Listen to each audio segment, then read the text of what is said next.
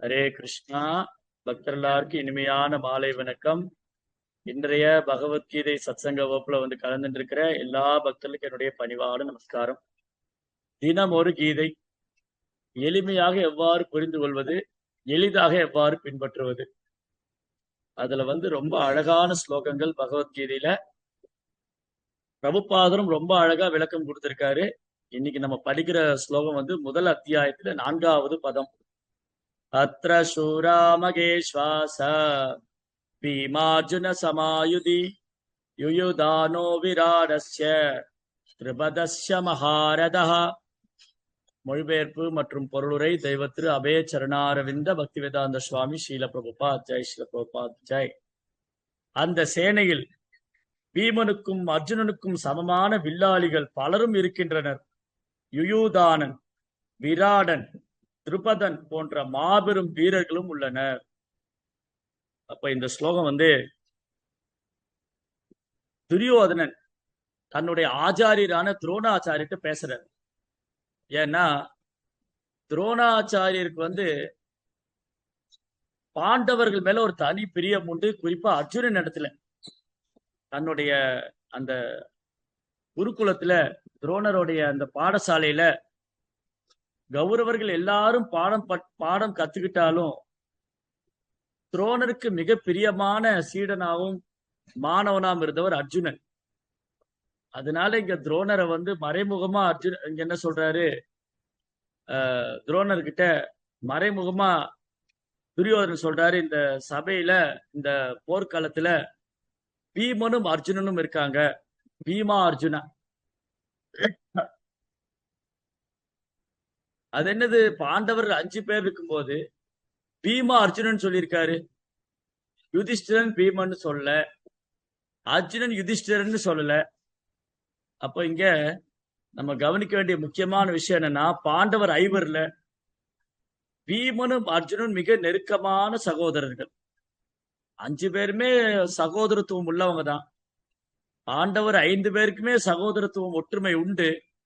ஆனாலும் பீமனும் அர்ஜுனனும் மிக நெருக்கமானவரா இருக்காங்க. அதான் பீமா அர்ஜுனா. 2 பேரும் ஈருடல் ஓர் உயிர் மாதிரி. யுதிஷ்டிர மகாராஜா மூத்த அண்ணன். யுதிஷ்டிர மகாராஜா மூத்தவர். யுதிஷ்டிர மகாராஜா எடுக்கிற முடிவுல சில நேரம் ஏதாவது கருத்து வேறுபாடுகள் ஏற்பட்டா, பாண்டவர் 5 பேர்ல யுதிஷ்டிர மகாராஜா எடுக்கக்கூடிய முடிவுல அர்ஜுனனுக்கு கருத்து வேறுபாடு ஏற்பட்டு விட்டால், அர்ஜுனனுக்கு கோபம் வரும்போது பீமன் அர்ஜுனனை சமாதானப்படுத்துவார். இல்ல அர்ஜுனா, நம்ம அண்ணா சொல்றது நல்லதுக்காக தான் இருக்கும், ஏதோ ஒரு காரணம் இருக்குன்னு சொல்லி அர்ஜுனனை சமாதானப்படுத்துவார். அதே போல யுதிஷ்டர் எடுக்கக்கூடிய முடிவுல பீமனுக்கு ஏதாவது உடன்பாடு இல்லைன்னு சொன்னா அர்ஜுனன் பீமனை சமாதானப்படுத்துவார். அப்ப அவங்களுக்குள்ள ஒரு பரஸ்பரம் இருக்கு. அர்ஜுனனுக்கும் பீமனுக்கும் ரொம்ப பரஸ்பரம் இருந்தது. உலகறிந்த விஷயமா இருந்ததுனால இங்க துரியோதனும் அறிஞ்சு வச்சிருக்கார், பீமா அர்ஜுனன், பீமனும் அர்ஜுனனும் மிக நெருக்கமானவர்கள், ஆகச் சிறந்த போராளிகள்.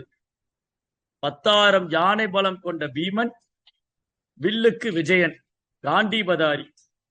அவங்க மட்டும் இல்ல, அந்த சபையில அந்த எதிர் அணில, பாண்டவர் அணியில யுயுதானன், விராடன், துருபதன போன்ற அதி அற்புதமான போர் வீரர்களும் இருக்காரு அப்படின்னு சொல்ற. அப்போ பிரபுபாதர் பொருளுரையில என்ன சொல்றாரு அப்படின்னா, துரியோதனனுக்கு கொஞ்சம் பயம் வந்துருச்சு. என்ன பயம்னு சொன்னா, பாண்டவர் அணியில பீமனும் அர்ஜுனனும் ஆகச் சிறந்த மகாரதர்கள். அவங்களுக்கு நிகராக சமமான வில்லாளிகளும் போர் வீரர்களும் அவங்க பக்கம் இருக்காங்க. யுயுதானன், விராடன், துருபதன், இந்த 3 பேர். இனி நிறைய பேர் அடுத்த வரக்கூடிய ஸ்லோகத்துல சொல்லுவேன். அப்ப இங்க துரியோதனுடைய மனோபாவம் என்னது? ஒன்று, ஆச்சாரியின் மேல அவர் சந்தேகப்படுறார். துரியோதனன் தன் குரு மேல சந்தேகப்படுறாரு. அது மட்டும் இல்ல, அவர் பரிகாசம் பண்ணார். துரியோதனன் என்ன பரிகாசம் பண்றார் தன் குருவை? திருஷ்டத்தும்னன் துருபதனுடைய பையன் தெரிஞ்சிருந்தே நீங்க வித்தையை கத்து கொடுத்தீங்க இல்லையா, அது நீங்க பண்ண தவறுன்னு சுட்டி காண்கிறார். மறைமுகமா தன் குருவுடைய செயலை தவறு என்று கற்பிக்கிறார், அதிக பிரசங்கித்தனமா. இரண்டாவது, இந்த பாண்டவரில் இருக்கக்கூடிய மற்ற வீரர்களையும் அவர் சாதாரணமா எடை போடல. அங்க வந்து அதீத ஆற்றல் படைத்த சாத்தியகி, சாத்தியகிக்கு இன்னொரு பேர் யுயுதான், சாத்தியகிச்ச அபராஜிதா. அபராஜிதான்னா சாத்திகி யுத்தத்தால வெல்லவே முடியாது. சாத்திகி வந்து விஷ்ணு குலத்துல தோன்றிய ஒரு மகாரதன். சாத்தியகீச மகாரதா, சாத்தியகீச்ச அபராஜிதா. அவருக்கு இன்னொரு பேர், சாத்திகியோட இன்னொரு பேர் யுயுதான். இவரை வந்து யுத்தத்துல வெல்லவே முடியாது. அவர் பகவான் ஸ்ரீ கிருஷ்ணனுடைய தூய பக்தரும் பகவானுக்கு பிரியமானவரும் பகவான் என்ன கட்டளையிடுறாரோ அதை வந்து சிறமேற்கொண்டு செய்யக்கூடியவர். யுதிஷ்டிர மகாராஜா, பகவான் கிருஷ்ணர் இவங்க என்ன கட்டளை பிறப்பிக்கின்றாங்களோ அதை சிறமேற்கொண்டு செய்யக்கூடிய ஒரு மகாரதன், மாவீரன் சாத்தியகி. சரி, அதுக்கப்புறம் சாத்தியகி அங்க இருக்காரு. சாத்திகை யுத்தத்துல ஜெயிக்கவே முடியாது, அப்பேற்பட்ட மகாரதன் இருக்காரு. விராடன், விராடு நாட்டு மன்னன் விராடன். இந்த விராடனுடைய ப்ராவிடன்ஸ்ல தான், இந்த விராடனுடைய பகுதியில தான் பாண்டவர்கள் மறைந்து வாழ்ந்தாங்க வனவாசத்தின் போது. விராட நாட்டு பிரதேசத்துல 12 ஆண்டுகள் பாண்டவர் வனவாசம் போனாங்க. கடைசி 13வது ஆண்டு வந்து அவங்க தலைமறைவா இருக்கணும். யாராவது கண்டுபிடிச்சிட்டாங்க இவர் யுதிஷ்டிரன்னா திரும்பி 12 வருஷம் காட்டுக்கு போகணும். யாராவது கண்டுபிடிச்சாரு இவர் பீமன்னா திரும்பி 12 வருஷம் காட்டுக்கு போகணும். யாராவது கண்டுபிடிச்சாங்க இவர் அர்ஜுனன்னா திரும்பி 12 வருஷம் காட்டுக்கு போகணும். அப்போ ஒரு ஆண்டு காலம் அவங்க தலைமறைவா வாழணும். 13 ஆண்டு கால வனவாசத்துல ஒரு ஆண்டு காலம் அஞ்ஞான வாசம், கடைசி வருஷம் வந்து அவங்க தலைமறைவா வாழணும். அப்ப என்ன ஆயிடுச்சு, அவங்க விராட நாட்டுல இருந்தாங்க பாண்டவர்கள். திரௌபதி வந்து விராட நாட்டு ராணியோடைய சிகையை அலங்காரம் பண்ணக்கூடிய ஒரு பணிப்பெண்ணாக இருக்கிறார். திரௌபதி தன்னை மறைத்து கொண்டு தான் வந்து துருபத நாட்டு ராஜா, துருபதனுடைய மகள் என்பதை மறைத்து கொண்டு, பாண்டவருடைய மனைவி பாஞ்சாலி இதையெல்லாம் தன் அடையாளத்தை மறைத்து கொண்டு துருபத நாட்டு விராட நாட்டு ராஜாவுடைய அரண்மனையில ராணியோடைய சிகை அலங்காரம், கூந்தலை அலங்காரம் பண்ணக்கூடிய ஒரு பணிப்பெண் போல இருக்காங்க. யுதிஷ்டிர மகாராஜா தன்னுடைய அடையாளத்தை மறைத்து கொண்டு விராட மன்னனுக்கு அட்வைசரா இருக்கார், ஆலோசகரா இருக்கார். பீமன் தன் அடையாளத்தை மறைத்து கொண்டு சமையல்காரனா இருக்கு, கிச்சன் டிபார்ட்மெண்ட். ஏன்னா பீமனால சாப்பிடாம இருக்க முடியாது. பீமன் வந்து பரோசிய சீட்டர், பெரும் தீனிக்காரன்.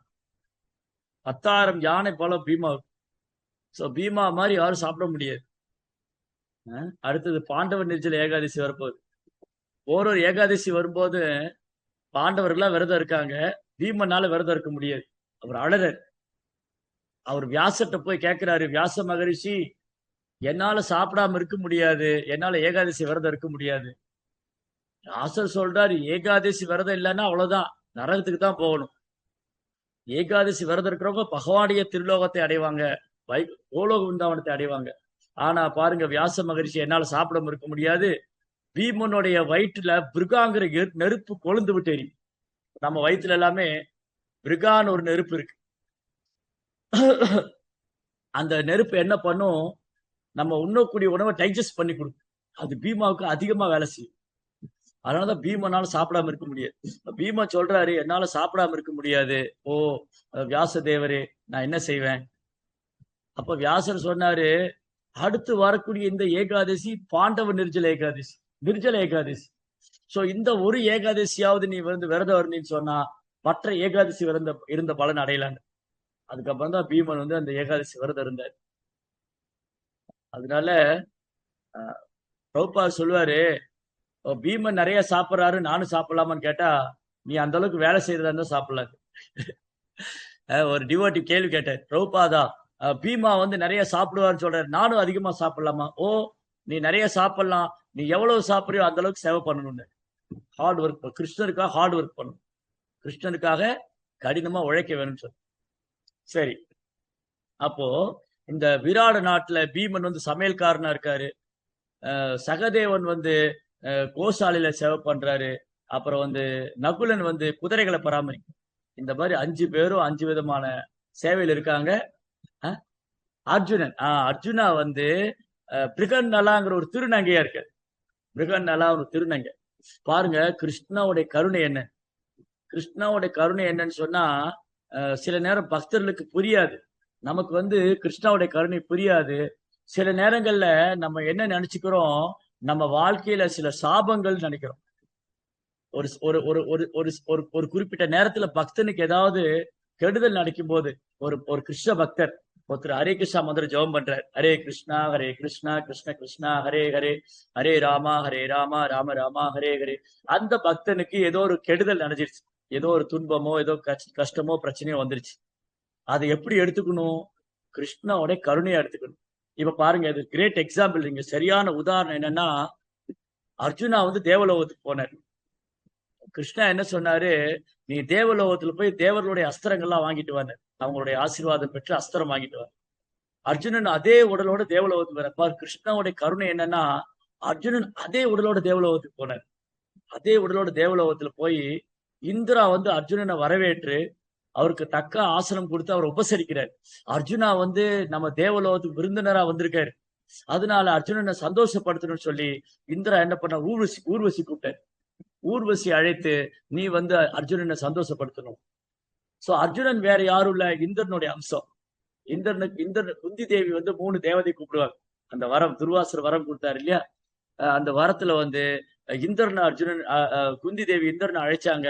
இந்திரன் மூலமா கிடைச்ச குழந்தைதான் அர்ஜுனன். அப்போ அர்ஜுனன் வந்து இந்திரனுடைய அம்சம், ரைட்? இப்போ அர்ஜுனன் என்ன சொன்னாரு, ஊர்வசி கூப்பிட்டு நீ வந்து அர்ஜுனனை சந்தோஷப்படுத்தல. பாருங்க பக்தி தொண்டு எவ்வளவு சக்தி வாய்ந்ததுன்னா, அர்ஜுனன் புலன்களுக்கு அடிமையாகல. ஓ ஊர்வசி இருக்காங்க, நான் அவங்களை அனுபவிக்க நினைக்கல. ஊர்வசி அர்ஜுனுடைய அந்த படத்துக்கு வந்தப்போ அர்ஜுனன் சொல்றாரு, நீங்க எனக்கு அம்மா மாதிரி, இந்திரா வந்து எனக்கு அப்பா மாதிரி, நீங்க எனக்கு அம்மா மாதிரி, நான் உங்களோட சேர முடியாது. கோபம் வந்து ஊர்வசி சபிச்சிருவாங்க. ஊர்வசிக்கு என்ன கோபம்னா, நான் எவ்வளவு அழகான தேவ மங்கை, நான் வந்து இவரோட சேரணும்னு நினைக்கிறேன், அர்ஜுனன் அகங்காரத்தினால் என்னை தவிர்க்கிறார், என்னை நிராகரிக்கிறார் அப்படின்னு சொல்லி ஊர்வசி வந்து அர்ஜுனன் சபிக்கிறாரு, நீ ஒரு திருநங்கையா போகும். ஊர்வசி வந்து அர்ஜுனன் சபிச்சுட்டாங்க, நீ ஒரு திருநங்கையா போ. அப்போ அர்ஜுனன் இந்திரன்ட்ட கேட்கிறார், நான் என்ன தப்பு பண்ணேன், ஏன் வந்து ஊர்வசி என்ன சபிக்கணும்? அப்ப இந்திரன் சொல்றாரு, அர்ஜுனா இது கிருஷ்ணாவோட கருணையா எடுத்துக்கோ, இந்த சாபத்தை கூட நீ வரமா எடுத்துக்கோ. நீ வந்து திருநங்கையா போனாலும் அந்த வனவாசத்துல 13வது வருஷம் நீ இந்த இதை பயன்படுத்திக்கலாம். அதுக்கப்புறம் நீ வந்து இந்த வனவாசம் முடிஞ்சோடனே நீ அர்ஜுனனா மீண்டும் உன்னுடைய ரூபத்தை பெறுவாய். அப்போ ஒரு பக்தனுக்கு பகவான் ஒருபோதும் கெடுதல் செய்ய மாட்டார். அப்ப அர்ஜுனன் இந்த வாய்ப்பை பயன்படுத்திட்டாரு. அந்த 13வது வருஷம் வந்து அவர் திருநங்கையாக பிருகநலாங்கிற பேர்ல விராட மன்னனுடைய மகள் உத்தரையோட டீச்சரா இருக்காரு. உத்தாராவோட குருவா இருக்காரு. நடனம் சொல்லி டான்ஸ் சொல்லி கொடுக்கிறாரு. அர்ஜுனா வந்து விராட நாட்டுல உத்தரையோட டீச்சரா இருக்கு. அதுக்கப்புறம் என்ன ஆச்சு, ஒரு தடவை பெரும் யுத்தம் நடக்கும். கௌரவர்கள் வந்து விராட நாட்டு மேல போர் தொடுப்பாங்க. அப்போ அர்ஜுனன் என்ன பண்ணுவாரு, அந்த விராடனுடைய பையனை கூப்பிட்டுக்கிட்டு ஒரு தெய்வீகமான அஸ்திரங்களை ஒரு இடத்துல வச்சிருப்பாரு. அதான் கடைசி நாள் யுத்தம் அதாவது அவங்களுடைய வனவாசத்துடைய கடைசி நாள். வனவாசம் முடிகிற கடைசி நாள் வந்து அர்ஜுனன் போய் கௌரவர்களை எதிர்த்து போரிடுவார் விராட நாட்டு மன்னனுக்காக வேண்டி. அதி அற்புதமா சண்டை போடுவார். விராட மன்னன் பிரமிச்சு போவார். அப்போ விராட மன்னன் என்ன ஆசைப்படுவாரு, தன் மகள் உத்தாராவை வந்து அர்ஜுனன் கல்யாணம் பண்ணி கொடுக்குன்னு ஆசைப்படுவார். அப்ப அர்ஜுனன் சொல்றாரு, இந்த பொண்ணு வந்து என்னோட சீடை, நான் வந்து ஒரு குரு எப்படி சீடத்தை கல்யாணம் பண்ணிக்க முடியும், மாறாக நீங்க இந்த பொண்ணை என் பையனுக்கு கல்யாணம் பண்ணி கொடுங்க. அப்படிதான் உத்தரா வந்து அபிமன்யு கல்யாணம். அர்ஜுனாவுக்கு சுபத்ராவுக்கு பிறந்த குழந்தை அபிமன்யு. அபிமன்யு வந்து உத்தராவை கல்யாணம் பண்ணிக்கிறாங்க. அவருக்கு பிறந்த குழந்தை தான் பரீட்சித் மகாராஜ். சோ இப்படி ரொம்ப அழகான வர்ணனை இருக்கு மகாபாரதத்துல. இப்ப இங்க பாயிண்ட் என்ன அப்படின்னா, இன்னைக்கு வகுப்புல நம்ம என்ன தெரிஞ்சுக்கிட்டோம் அப்படின்னு சொன்னா, பகவானுடைய பக்தனுக்கு என்னைக்குமே தோல்வியே கிடையாது. கௌந்தேய பிரதிஜானேகி நமே பக்த பிரணிஷதி. அதே மாதிரி பகவானுடைய பக்தருடைய வாழ்க்கையில நடக்கூடியது எல்லாமே கிருஷ்ணாவுடைய கருணை தானே தவிர, கிருஷ்ணா ஒருபோதும் தன் பக்தர்களை தண்டிக்க விட மாட்டார், தன் பக்தன் வீண் போக விட மாட்டாரு. அப்ப அர்ஜுனனுக்கு நடந்த அந்த ஒரு சிறு பாதிப்பு, அவர் வந்து திருநங்கையா போனா கூட கிருஷ்ணா வந்து அந்த வனவாசம் போது அதை பயன்படுத்தி வச்சுட்டார். அதனால ஒரு பக்தனுக்கு என்னைக்கு தோல்வி கிடையாது, ஒரு பக்தனுக்கு என்னைக்கு ஏமாற்றம் கிடையாது.